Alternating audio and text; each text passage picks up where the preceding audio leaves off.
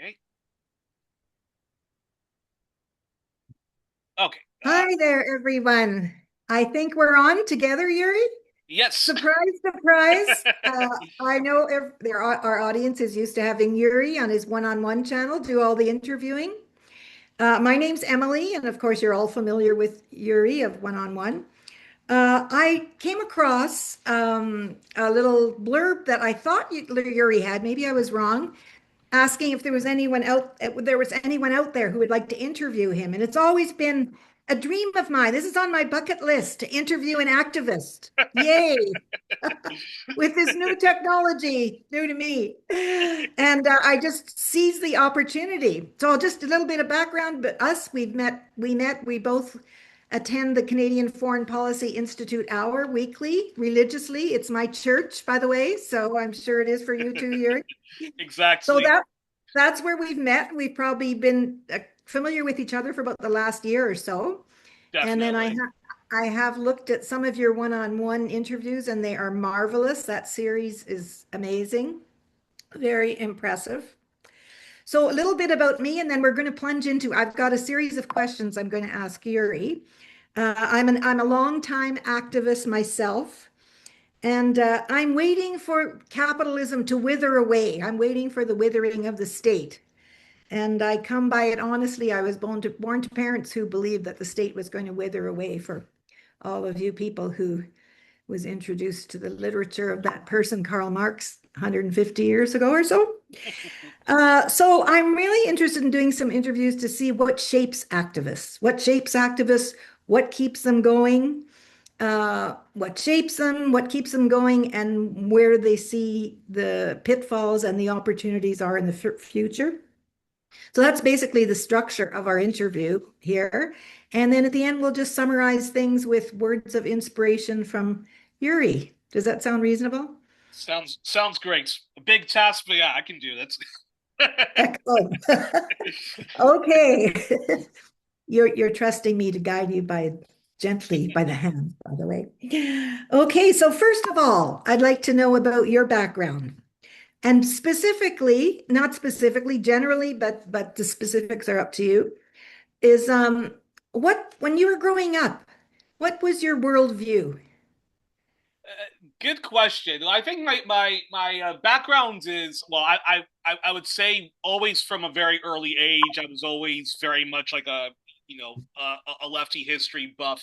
I think when I was in the second grade, and we were taught history, like well, the history of America basically, because I grew up in California for about 8 years. Was born in France along with my older sister, and I have an older brother.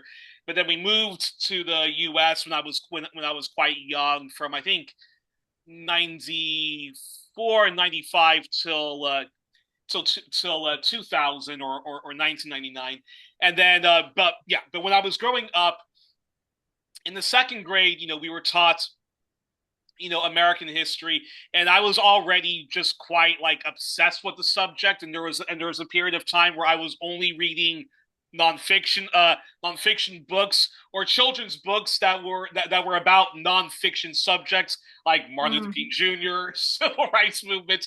And I think my second grade teacher was a bit concerned that I was being a little too obsessed with like history nonfiction, like not enough like reading like fictional books and stuff like that. So already at a very young age, I was already like quite like obsessed with history, and then like third grade was what sort of going down that rabbit hole. And then when it comes to like my worldview and like and like where that was okay. So you have me already quite left Can I leaning. just ask a quick question? Yeah, yeah, yeah. So, was that in California? All of that was in California. All of that was in Oh, okay. California. Yeah. Yeah. And then when you arrived, were you an Anglophone or a Francophone? A francophone who lost all of his French and then became fully Became English. Yeah. Americanized. Okay. So Yeah, grade two, it all started in grade two. yeah. All starting grade two, and then when it comes to just stuff like like being very polite to people, always being very sensitive to other folks, and being taught to be very polite, and then stuff like friendship and like love and like serious things like like depression, stuff like that. That all comes from like all of like the TV shows I was watching, like Digimon or Dragon Ball Z or Sailor Moon or the Muppets, Rugrats, and stuff like that. So, so yeah. And then, so during that period of time, like what were your kinds of thoughts about what was going on in the world, or what did all that mean to you when you were reading about that? Instead of reading literature, you were reading history, and then you were looking Well, at these heroes. well, I think they both sort of complemented one another. So when I would watch something like Sailor Moon or Dragon Ball Z or Digimon, and it's all of these like people fighting against evil and fighting like against like extreme evil, Oh, fascism before I even knew like what oh, yeah. but before I even knew what some of those terms was, I think those things kind of complemented one another. So I would watch like like these TV shows where all of these like heroic, you know, ordinary kids would fight against all odds, and then read about like some of this, and then read about civil rights movement, read about how the Civil War that ended slavery, World War II ends with like the defeat of Hitler and stuff like that. So I think those two always kind of like complemented one another. But one thing that did one thing though that did always bother me though when at an early age already learning about American history and stuff like that was I was always bothered how like the Civil War, putting aside all of the struggles that Black people still had to fight for after the Civil War, but it ends more or less with slavery's defeated, and then when you're given tidbits about World War II, that ends with the evil man Hitler is defeated. But I was always bothered when I was learning about Native Americans, Native American history, and so forth, that wait a minute, they're still living like in reserves. They're still being brutally subjugated. They're still subjected to racism and so forth. So that always kind of bothered me in the back of my mind. And I think that definitely like influenced my later politics when I really wanted to like study history and become a journalist. And then, like that was always in the back of my mind, which is why I like in the last 10 years very much impassioned about the plight. Can I just stop you to Yeah, yeah, comment here? That is absolutely brilliant that, you married those two things, obstacles, overcoming injustice, and then starting to relate it to the larger issues.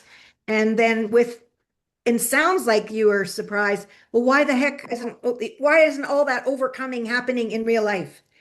yeah, exactly, exactly. What an amazing two-step process. Yeah, no, Wow. that was always something that bothered me learning about the plight of Indigenous. Native Americans. That Yeah. wait a minute, why when I'm learning about like like the history of my people, the American Yeah. Black diaspora, there's there's some advances. There still are obstacles to come, injustices to Yeah. overcome, and yet Native Americans, like, it weirdly ends on yes, they're still Yeah. they're still treated badly. Maybe you guys when you get older Yeah. can sort that. And then that was always in the back of my mind. And I think at some point when I got more and more deeper into history, wanting to become like an aspiring either definitely wanted to like study like history and journalism at some point, like when I was in high school. And I always that was always something that was nagging in the back of my mind, uh, that that there's an epic injustice that has yet to really be addressed. And I think that's definitely why in recent years, definitely over the last 10 years, I've gone more and more deeper into that subject, Yeah. and would like to be on the front lines And of we'll indigenous come to that solidarity. now. What I wanted to ask you though is like through your teen years, so this started in childhood, through your teen years, how did like did were you able to, so obviously your thoughts and your analysis and your understanding was developing and your recognition of the contradictions, but did you have an affiliation with anyone to discuss it or share your thoughts or your view, or was it kind of a lonely process, or were you able to connect I with would other people who are like-minded? I would say it was I would say it was probably both. I think definitely uh was sort of easier to have like, I think when I was a kid, so yeah, so definitely like when I was in second grade, third grade, and fourth grade, had that interest in school. So that was like, the one subject I was very interested in, probably like the one subject I probably excelled in the most, except for like, the occasional English assignments.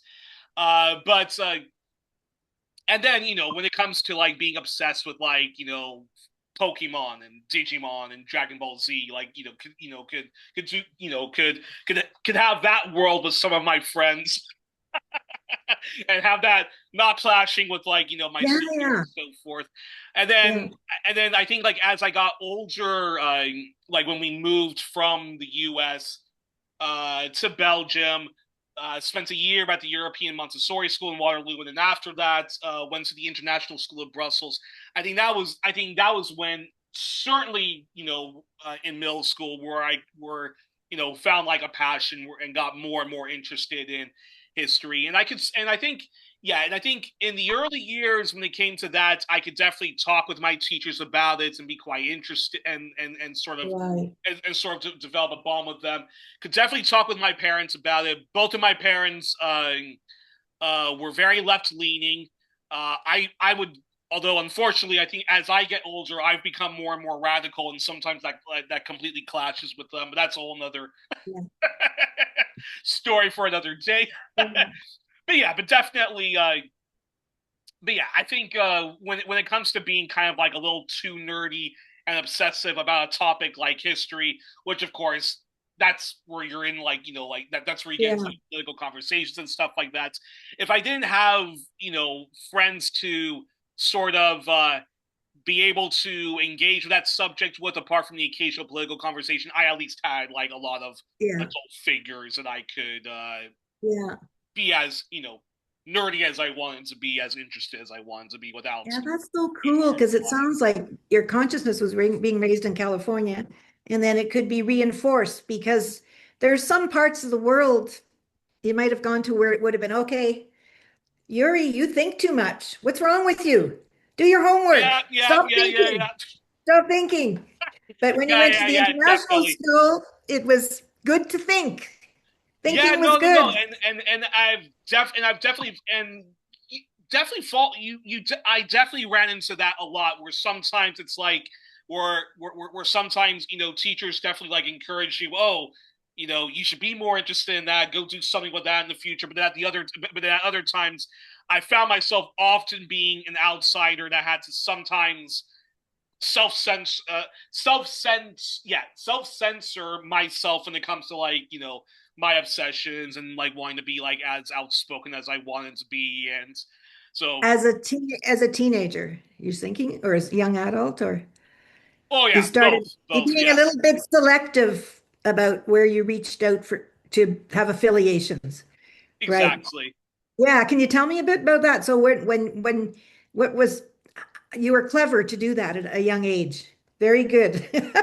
You get an A+ for that, for doing that at an early age. Some people Yeah, no, take a long time, but being able to have a good filter with that, very important because it really protects an activist from burnout. Yeah, yeah, no, yeah, definitely. And that was something that luckily, luck I think luckily, like my parents definitely, taught me that, sometimes not everybody is going to have the same point of view as you. Not everybody is going to be as much of a, obsessive reading all of these like nonfiction books, reading a Chomsky, getting into John Pilger and stuff like that. And so they taught me that like sometimes, at certain social scenes, you have to they weren't saying to me that I have to play dumb, although sometimes I yeah, would do that. yeah, But sometimes they would say to me that like, that in order to navigate this complicated topsy-turvy world, you sometimes have to realize that like not everybody's interested in politics, and Yeah. sometimes ask other people what are they interested in, and that's luckily Yeah.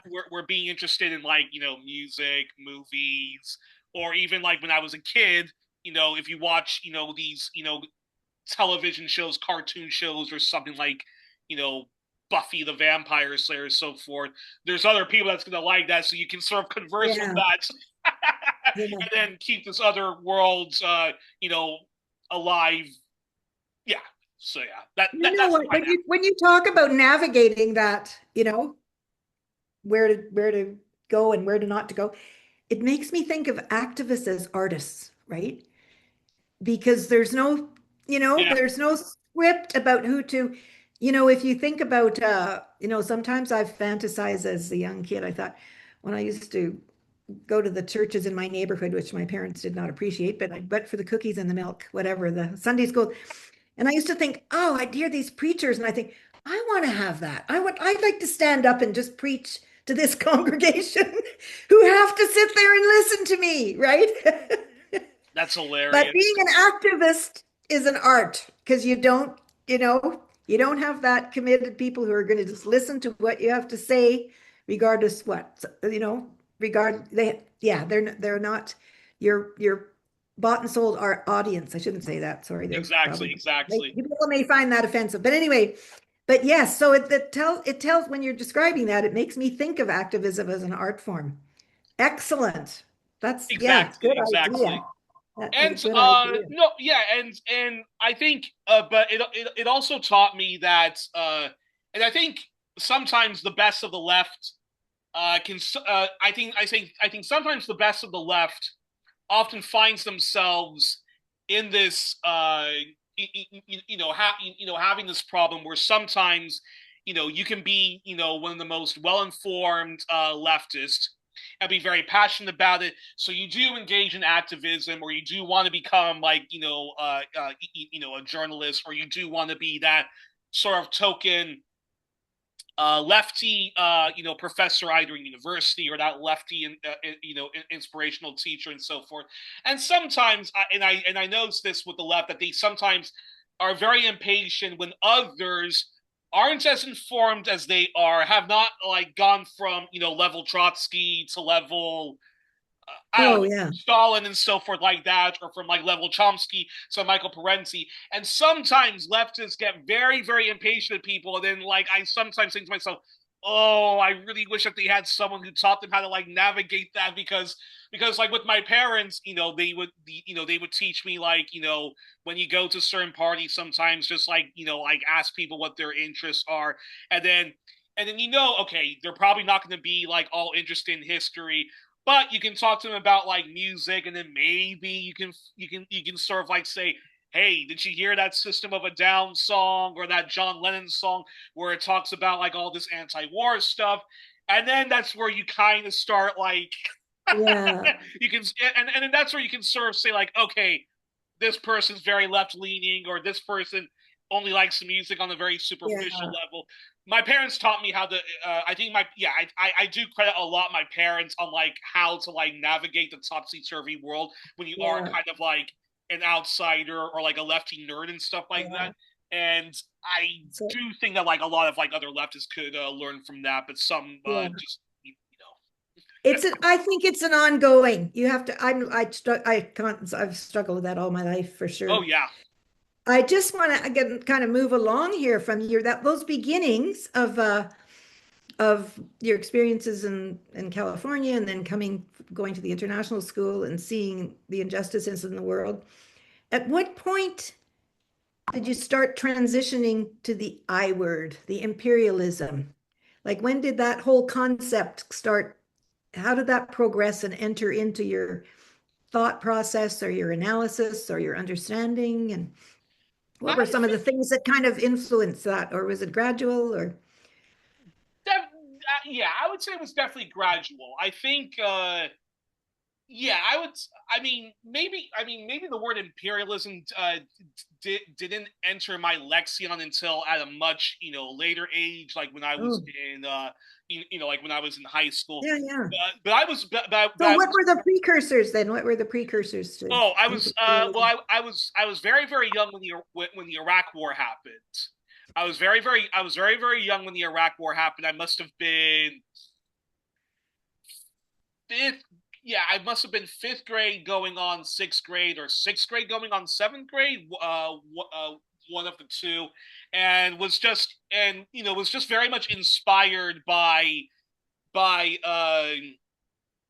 I was very much inspired by the people protesting, and I was still like, and I think that was I was starting to get at that age where I was sort of questioning things, because I grew up in the U.S., where the U.S. is always the good guy. The U.S. is a wonderful country. Who would not want to live in the U.S.? Who would not want to be assimilated in the U.S.? And the U.S., for all of its faults, the U.S. does assimilate outsiders very well. Like when you go to school and you're pledging allegiance to the flag of the United States of America, you are very well assimilated in. And like I said, like I lost all of my French, and I think it was only very like late, like when we moved to Belgium, where I realized, wait a minute, we're not American and stuff like that, which is a whole other story for another day. And so seeing people protesting the U.S.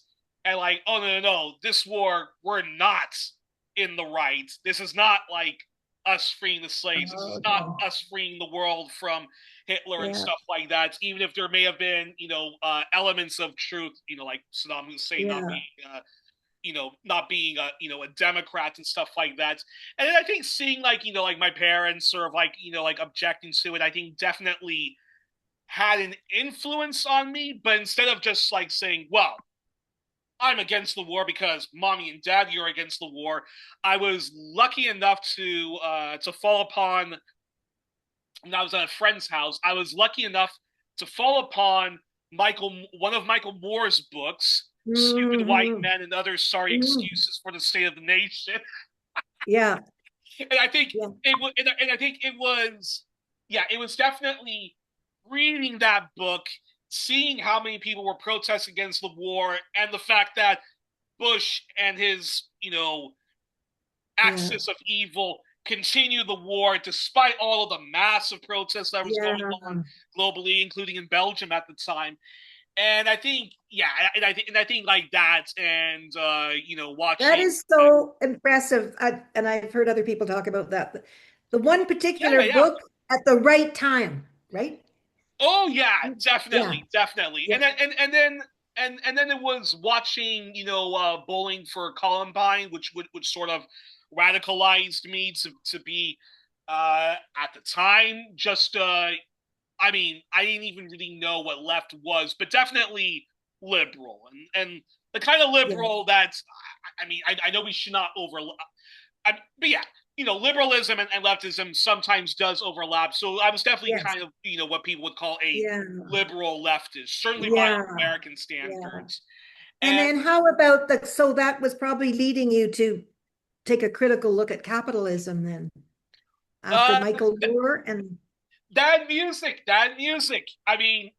Was int- I mean was already was in was listening to a lot of rap music, where a lot of rap music, the horrendous misogyny, queer bashing, and machismo aside, was listening to a lot of rap music which was talking about the conditions of black people in the ghetto and stuff like that. So that was that was kind of like an alternative sort of like like schooling, yes, that I would yeah, that I would do. And then like I think like at some point what got into rock music and stuff like that, and then like reading Bob Dylan's lyrics, reading about how Lennon once upon a time was this Beatle, and then just became like this flaming lefty, this flaming leftist who yeah, was that was definitely like the true yeah, voice of like a generation.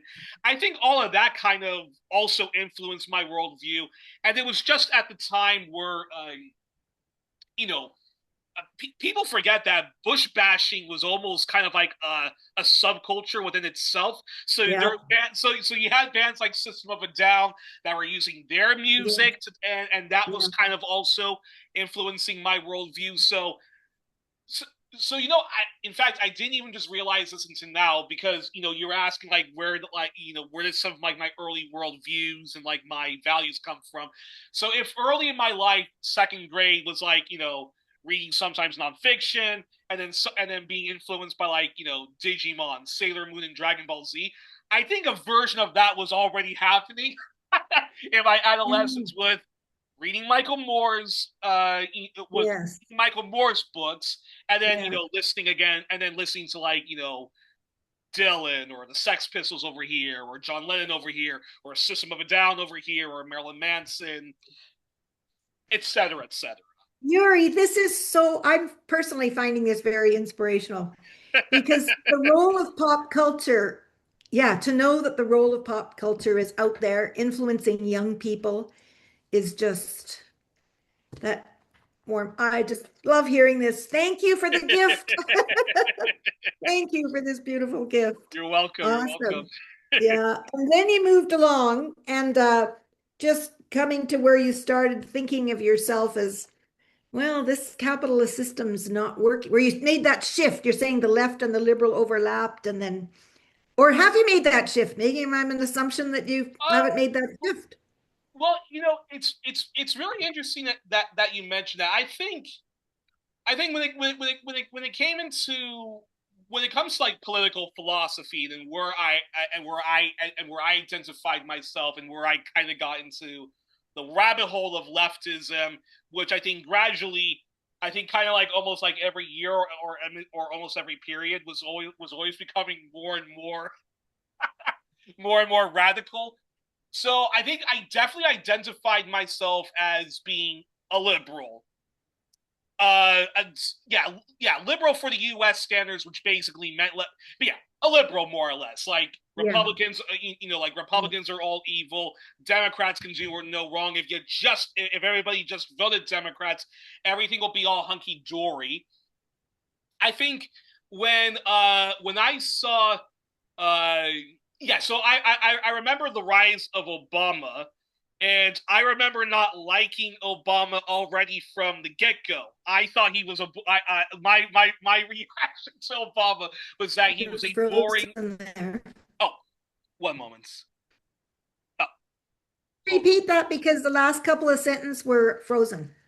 Can Oh, you repeat sorry. just the last couple of Sure, sentences? sure. Yeah. One moment. I'm just waiting for like. Okay, you can hear me now, right? Yes, perfect. Okay, Yeah. perfect. Yeah, I remember when the rise of Obama happened, and I remember not being impressed with Obama, and my impressions of him already from the beginning was this is a boring, uninspiring, centrist windbag. Not those words immediately, but it was definitely like there's something Yeah. not right about him. And then Yeah. Yeah. I remember seeing candidates like Dennis Kucinich, Mike Gravel, and loving all of their positions, thinking like, hey, these are Yeah. liberals like right here. This is what the Democratic Party should be supporting. This is what people who, if they identify as liberals, should be supporting. And all of that not happening, them being either sidelined, suppressed, censored, and Obama continuously being propped up, even though I was never impressed with any of his statements, and compared to like a Kissinger and Mike Gravel, way preferred them. And then Ron Paul was also was also quite pop. When I was in high school, Ron Paul and was also quite popular. And I was very much interested. I very much loved a lot of his point of views, and then found myself kind of being like, "Oh, this libertarianism is also quite, interesting." Mhm. And then I think luckily with the encouragement of a lot of my history teachers, and because I was lucky with a lot of my history teachers, started to be introduced to this is what liberalism is, this is what socialism is, this is Mhm. what communism is, this is what capitalism is, and I think sort of getting inside all those rabbit holes is where where I found myself, sort of thinking, okay, maybe don't, maybe not know exactly what my politics are, but I know for a fact I am definitely left leaning. Definitely like left Yeah. leaning, definitely of like the broad left. And then as I got older, luckily thanks to some of my brilliant history teachers, found myself kind of being like, okay, I am definitely a leftist. I am definitely anti-capitalist, which is a funny story in and of itself. But yeah, So you would agree, undoubtedly. I just find so much of the debate going on. People, there's this core assumption that undermines so much of dealing with the crises in the world, whether they're military or environmental or budget, social justice. That there's this underlying assumption that capitalism is going to last forever, yeah. and I don't. I mean, I mean, I'm assuming that you would adhere to it's not going to last forever, you know. Or would you? Would you? Maybe not, you know. That's a very good question. I mean, I think for example, how can I say this? I So think is it, yeah, oh, sorry, go ahead. Go no, ahead. no, no. Go ahead, go ahead. Go ahead. No, no, I'm interested. Like, yeah, I'd like to know what you think of the change or whether it's happening or it's going to stay or Well, I think modify. I think there still is a strong message that capitalism can be reformed. That if you just tweaks the system a little bit, if you just had reformed capitalism, to kind of be still that you can have capitalism with a human face and so forth. Now, when it comes to my leftism and how I informed myself and why I think every year I became more and more radicalized, or I become more and more radicalized every day, was uh now I was always aware that capitalism, this is a system of kind of like haves and have nots. It's this kind of weird thing where we all have to agree to be survival of the fittest, and there's just something about like a system like that which I thought that doesn't make any sense. And I was already introduced to things like like socialism and social democracy and so forth, but it was always under the pretext that socialism and capitalism, those don't have to be mutually exclusive.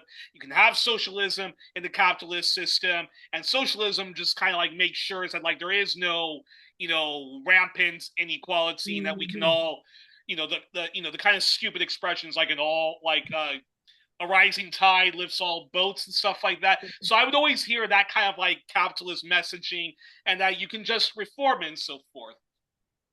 And then I remember this is like I think this is my first year of IB history. I had a really good history teacher, Mr. Binns, who was kind of like you know, kind of like uh, you know, a Chomsky John Pilger type of a figure. He was very left wing, very left wing. This teacher. I walk into one of his classes. He was doing a class called comparative government or something like that, and that class had just ended, and it was the beginning of our class. And I saw on his board, he had on his board what a liberal democracy was, Mhm. what a liberal Mhm. democracy was, Yeah. and it was something like traditionalism, multi-party democracy, and the free market. Market economy. Yeah. Exactly, and that like kind of that has stunned me. So I was asking. So I asked Mr. Bent. I was like, wait a minute. You mean in a liberal democracy, you have to have the system of the free market? Isn't that what a conservative democracy is? Because that's what because when you think about the Republican Party, when you think about the Conservative Party, these are the guys who are like obsessed with capitalism, capitalism, capitalism. Who cares about the poor? Like just let big business run amok and stuff like that. So I always thought okay, so you have a liberal democracy and you must have some like a conservative democracy. But when I saw that for the first time, and then I asked, well, wait a minute. So to have a liberal democracy, That means you need to have the free market. Isn't that what a conservative democracy is? And then and then Mr. Fitzguy was like, well, Youri, I've never heard of a conservative democracy. We've only had liberal democracy. And yes, part of the defining feature of a liberal democracy, its socioeconomics, is you need to have the free market. And that was right then and there where I realized, okay, I may not be a Marxist Leninist, I may not be a Marxist, but I am definitely of the left, definitely a socialist, and definitely anti-capitalist. And this term liberal, yeah, I'm retired of that. Libertarianism, yeah, f that as well. And like, yeah, that was the beginning of a long journey into like the rabbit hole of leftism and my now very much like far left, Yeah. radical left politics. Interesting that he spoke about liberalism and the free market system as being unregulated or implied, right?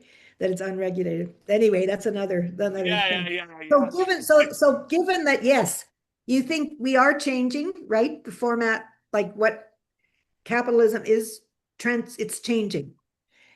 Would you say, Well, I would. or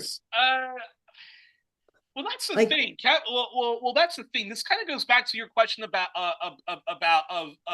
about imperialism, and sometimes sometimes every now and then I'll see one of my comrades do a program about the decline of the American empire, or you'll hear sometimes capitalism is at its last dying days, and then sometimes you see these far right losers freak out about a self-described socialist winning in, say, Michigan, winning in some part of New York and so forth. And this is the beginning of the end of capitalism, or certainly the more extreme elements of capitalism. And I have to say, I don't agree with the I definitely don't agree with the thesis that imperialism is in its dying days, or that even capitalism is in its dying days. And I think you only have to look at the following example. So take the fall of the Syrian Arab Republic, the destruction of Libya, what's currently going on right now with the ongoing genocide in Gaza and historic Palestine to begin with, the ongoing bullying of Haiti, and I don't see capitalism. No, I definitely do not see capitalism, retreating, and I definitely don't see the American empire, on its last legs. I think there. I think we can certainly find inspiration. I think, so, and I think when you see, left victories in Latin America, and for a brief time, I think one of the good things about Bernie Sanders's insurgent candidacy was that he made socialism no longer a dirty word, and which is fantastic. And seeing some of the good people power movements that were behind his candidacy, or Jeremy Corbyn's candidacy. Why those two, why those two failed, that's a whole other topic for another day.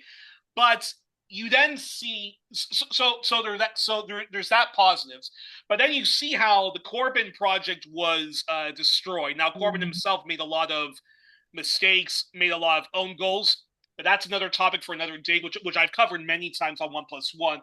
But you see how the media, for example, all came together to destroy this socialist candidacy. And that's okay. That's okay. okay, perfect, perfect. A couple of words. Like when you see how how the corporate media works overtime to make sure that people vote against Yeah. a Jeremy Corbyn, to support grotesque capitalist Yeah. demagogues like a Boris Johnson over here, or a Donald Trump over there, or their Australian versions and whatnot. Yeah, I don't. Yeah, I think no, I think it's an ongoing struggle. It's an ongoing Yeah, struggle it's ongoing. it's an ongoing struggle to fight against the capitalist system. It's still an even ongoing struggle to try to even get people to make the leap that we have Yeah, another system. We don't yeah. have to keep this. It's a perfect segue into my next question. Perfect segue into my next question. So in all of this that you were just talking about, what do you see as your role in all of this as an activist? Like what is your legacy? Like you're a young kid now, but when you're well, ready to say hello to the well, next whatever. being an What? activist, being an activist, I think is I think is too complimentary to me. I would definitely say, I'm a journalist, and I think what I Oh, okay. Yeah. and Got it. Yeah.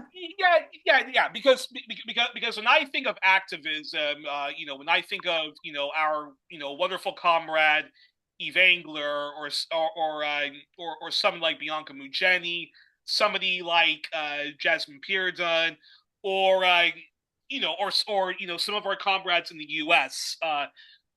I that now that's activism. That's mobilizing people to protest. That's confronting politicians head on, the way Eve and Dmitry Letskaris do, uh, and being involved with so much political education and so forth.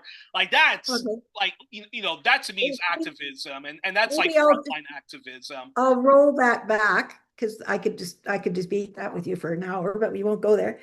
But do you see yourself as an agent of change, as a journalist? Do you see yourself as an agent of Yeah, change as a yeah, journalist? yeah. Okay. I definitely see And my yeah. like to me, I would equivocate activism with being an agent of change with as a journalist. Yeah.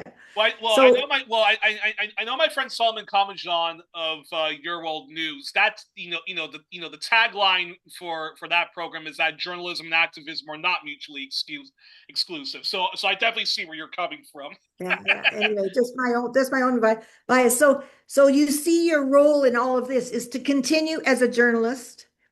Yeah, And what does that mean to you? What does that mean to you to contribute in that role as a journalist? I think like what I do with 1+1.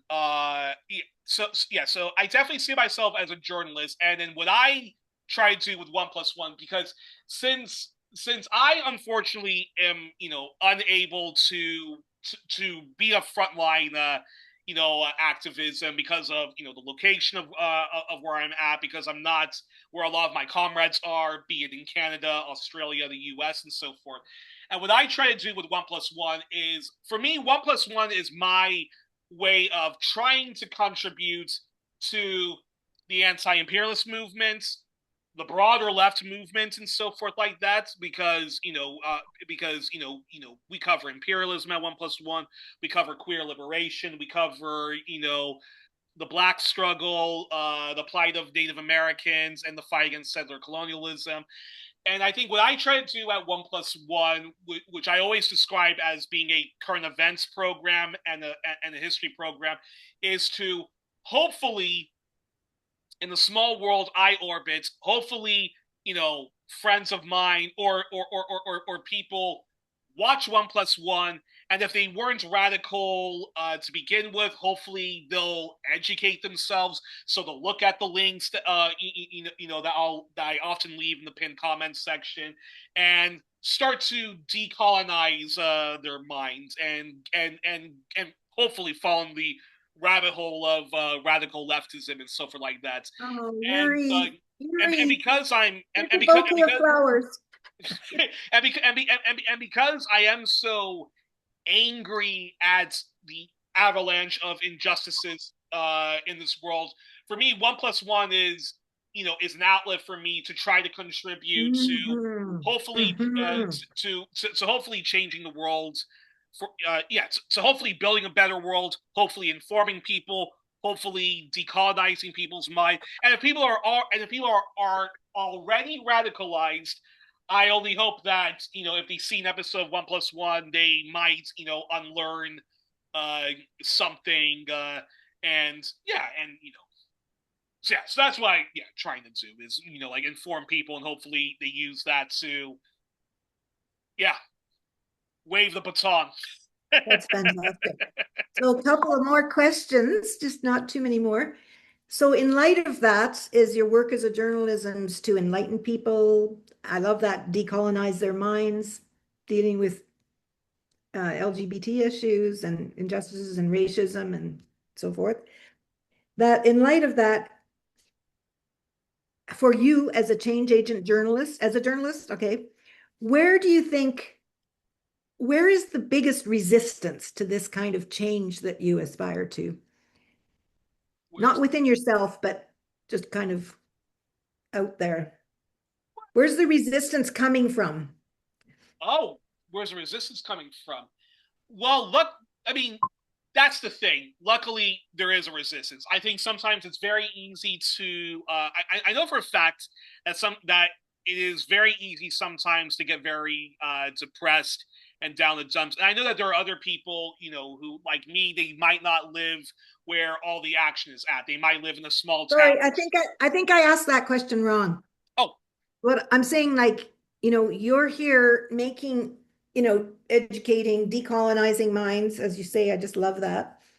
And but if you think about the people who would potentially, be interested in what you have to say, you know, what prevents people from hearing that, right? Why are people deaf to those kinds of why are people deaf to decolonization of their minds? That's what I'm saying. It's the resistance to decolonization of their minds. Yeah. well, What causes resistance to decolonizing one's mind? that's a very good question. And that's why I would say it's propaganda. I mean, the short answer is propaganda and Western Mhm. and and the propaganda that comes from corporate media. Uh, I think for a fact we can never ever underestimate just how powerful propaganda is, and it affects you. I mean, this for a fact that it affects even sometimes the best of the left, for example. I think when we talk about the issue of imperialism, I am marveled at how imperialism, which to me is is the worst of capitalism. It really is like it's one of those hydra. For me, imperialism is one of those hydra monsters where every time you think you've cut the monster's head, it just keeps growing back, and the propaganda that comes with imperialism is just incredible. And I think and I think something like like I was talking about Jeremy Corbyn's defeat. That's one great example of just how powerful the media Mhm. is. So I think we can't underestimate just how powerful propaganda is, and it sometimes even infects the best of the left. So sometimes you will find leftists who will say something like like I'm a socialist, but I'm not that Soviet kind of socialism, or Mhm. for example, Mhm. I mean, Mhm. I mean, the other day, we were both, on. And go ahead. And why do people behave that way? Why are people afraid of being called a socialist from your perspective? I think, well, years of just the Red Scare, McCarthyism, neo McCarthyism, the Reagan Revolution. Mhm. I think has just damaged people's minds completely. Reagan was probably the worst because you know even in the U.S., even though people would never ever, even though they were socialists by our standards. They would never call themselves socialists, but they would call themselves, liberal and so forth like that. Then Yeah. Reagan made that into a dirty word, and then now Yeah. you have people who call themselves this vague. I mean, I hate that term, progressive and so forth. So you have that, and then sometimes even the best of the left. engages in that, like the anti-communist leftism and so forth. And then you even see with historic Palestine, so many people were are afraid on how they criticize Israel, what they can say and can't say, and even the people who are great at how they criticize Israel, how they talk about Israel, comparing it Mm. to maybe not Nazi Germany, but to apartheid South Africa, or to settler or to the present day settler colonialism of Canada, New Zealand, Australia, the US, and so forth. You still find people who punch left and say you're an anti-Semite for saying that. You're engage. Yeah. You're recycling anti-Semitic tropes and so forth like that. So I So think, I just want to, you made a mention of the word progressive. You don't like that word. And I'm wondering if there's a link there between progressive and then, well, anti-Semite versus non-anti-Semite. I mean, what is it about progressive that you don't like? Why? well, What is it? What does that speak to you? What does well, it I say think to you? I saw a really good document. There's a Canadian filmmaker called Scott Noble, who's Hmm. done a lot of really good documentaries, often about American topics and so forth.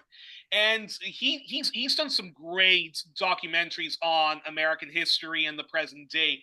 And he was talking about the progressive movement and figures like Teddy Roosevelt and those who were part of the populist movement and so forth. And he basically explains, not the person, the historian that he was interviewing, that progressivism were people who believed in change from the bottom up to the top down, whereas populists believed in change from the Mm-hmm. bottom up. And for me, Mm-hmm. and for me, I've always been, and for me, Gotcha. I've just always been baffled as to why so many leftists and not just in the U.S. You even see this in Canada as well. Yeah. Why they use that term progressivism as opposed Yeah. to populism, especially when a Yeah. lot of these people would even call themselves Marxists, Yeah. which Marxists, in which Yeah. you basically believe that like real Yeah. change comes from the bottom, Yeah. from the bottom up, not the top down. Gotcha. Isn't that why we dislike liberalism? So yes, Mm-hmm. for me, progressivism is just like another word for liberalism and reforming capitalism as opposed to you know trying to eradicate that ghastly system. So I think in a way you've answered the last part of this is I just wanted to go back on that. I like you mentioned the difference between capitalism and imperialism and that there is a substantial difference. In my mind, just an FYI, I think of imperialism as capitalism on steroids, you know, and the I current imperialism in particular, right? oh, Which is different, and I like would different from the colonialism, imperialism, like the early colonization like, Oh versus yeah, this, and in which is fact, like I would steroids. and I would definitely agree with you on that. Imperialism to me is just I have to steal from Lenin. I think Lenin said it best. It's the highest stage of capitalism, and and then I also think of imperialism. What we dislike about organized crime, how organized crime particularly picks on the little guy, exploits the little guy, picks on the little Yeah, guy. For me, imperialism is just yeah. organized crime on steroids and so forth like that. So yeah. So I completely agree with you on that, and I think why people are so hesitant to even uh, to challenge capitalism, to even challenge imperialism. I think it just goes. I think propaganda is one of those reasons. Mhm. I so you have propaganda, and I think we also can't underestimate that there is a lot of enemies from within. There is a lot of people who are controlled opposition who they make their Faustian pacts. Please, capitalists, if you just give my my unions at the auto factory, a living wage, we won't, protest against what you do over in Indonesia or the Yeah. Philippines and so forth like that. And I think so I think it's a combination of just ingenious propaganda. Because one thing I really, really, hate about imperialism is how it co-ops marginalized groups and their legitimate grievances, whether Oh. at home or abroad, to support to consent to evil. So Afghanistan, for example, we're going there to liberate the woman. Oh, why are we, about to bomb, Iran? Oh, we're going there to help queer liberation. Why are we going there to, overthrow such and such? Oh, he's a tyrant. Why do we have to contain China? Oh, they're a rival capitalist to Mhm, our mhm, capitalist. I may not mhm, like my capitalism, but the mhm. way they practice capitalism is even more evil. Therefore, I believe that we should be containing China and so forth like that. So I think it's just a combination of just ingenious propaganda, which I think we still have not been able to fully overcome.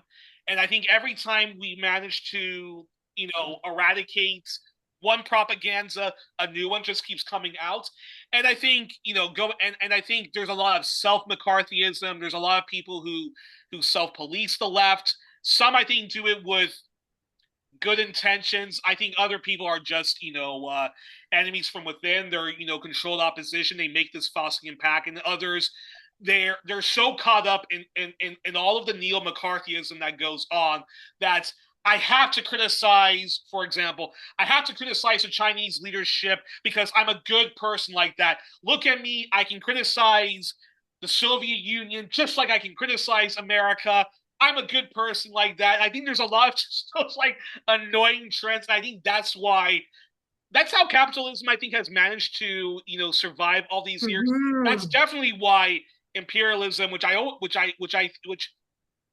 as you beautifully said, it's capitalism on steroids. Why that particular pernicious evil of capitalism just keeps evolving in more ways than one.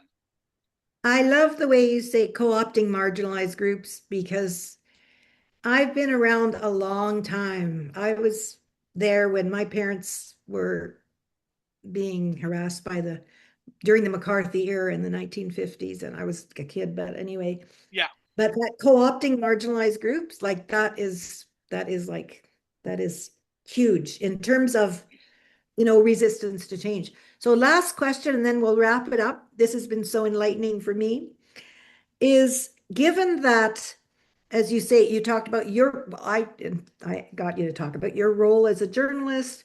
You talked about other people who are activists, and you named some people that you think of as activists, things that other people are doing. Um, so I'm just wondering, what other opportunities are there that we're not utilizing, are not, or that could be, or are, or in terms of changing things?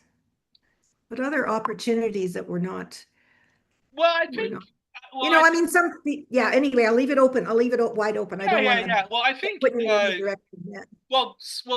Since we've been talking so much about imperialism, as well as like how is it that capitalism, uh, still manages to be this system that people think can be reformed and so forth like that. I think what the left definitely needs to do more, and I'm trying to do this, and that I mean I try to do it with 1+1, but I think what we all I think sort of need to do more. I think kind of is the following. I think again we can never underestimate how powerful propaganda is and how it even infects the best of the left. And I think we do need to engage in more political education. As boring as that may sound for some people, I think again we can never underestimate how powerful propaganda is, and I think we do need to spend a lot of time, more time even, just going into how yeah, so more political education. I think we need to talk more about the history of imperialism and just how it can evolve itself to. You were saying how you liked how I talked about how imperialism co-opts marginalized groups. They have terms for stuff like that, like homo nationalism and queer nationalism, feminationalism, and so forth. And you even see how the army says, "Hey, you want more rights, you want more social rights, and so forth. Join the army. We'll give you all those rights because you're helping, America liberate such and such and so forth." So I think we need. So I think we. So I think we definitely need to do more political education, and I think when it comes to trying to explain to people why capitalism is wrong to the core, and why there is no fixing capitalism. That's completely eradicated. Yeah, that's where political education comes in, where you talk to people about what a liberal democracy is and the limitations that those operating as social democrats, you know. Yeah. You mentioned something just to you alluded to it, but I'd like to hear a little more of your thoughts on among the left, the importance of being self-critical.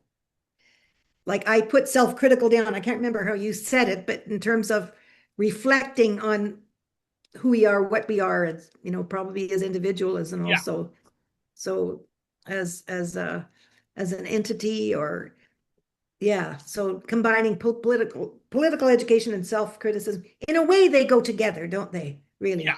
Yeah, yeah, yeah. That's great. But Well, I want to thank you for this interview. Oh, go ahead. Do you have any last words? but I think you wanted to, unless I'm wrong, I think you were alluding to something that the left needs to be a little bit more self-critical, and I think, Yes, that's yeah. and I do think I don't know how to do it, but I do think the left sometimes I think, and this sort of goes back to what I was saying, where now I'm not a big believer in the whole left right coalition that that some on the left do, but I do think that the left sometimes or oftentimes probably does need to step out of their comfort zones to engage with people who don't who aren't already as well informed as some of us are, who are heavily propagated by whatever. Call it capitalism, call it libertarianism, and stuff like that. And I do think that the left does have to sometimes be humble that not everybody has the same background as us, and we do have to, if we we're talking about growing a movement. We're talking about decolonizing people's minds. So I think sometimes the left does have to get out of its comfort zones and engage with people. Not saying it's easy. And there are going to be days where you are going to feel like hitting your heads against the wall. But we do have to engage with with people who aren't 100% there, because how else are we supposed to grow the movement, decolonize people's minds?